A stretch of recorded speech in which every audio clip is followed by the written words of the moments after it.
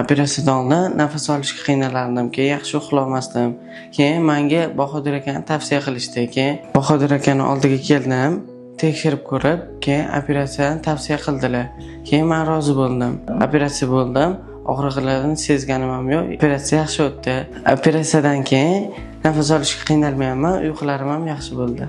Agar sizlarda ham shunaqa muammo bo'lsa, Bahodir akani oldiga kelishinglarni tavsiya qilaman. Bemorimiz 2 oy oldin adenektomiya, vazotomiya va o'ng yuqori jag' bo'shliqlarini kesdi. Ya'ni goniotomiya operatsiyasi o'tkazdi. Bemorimiz yoshi katta bo'lishiga qaramasdan adenoid vegetatsiyasi so'rilib ketmagan. Yani adenoid to'qimasi 3-daraja turgandi. Adenotomiya operatsiyasini birgalikda vazotomiya operatsiyasi o'tkazdik. Hozir natijasini ko'rsatamiz. Mana qiyshiqlik unaqa kuchli emas.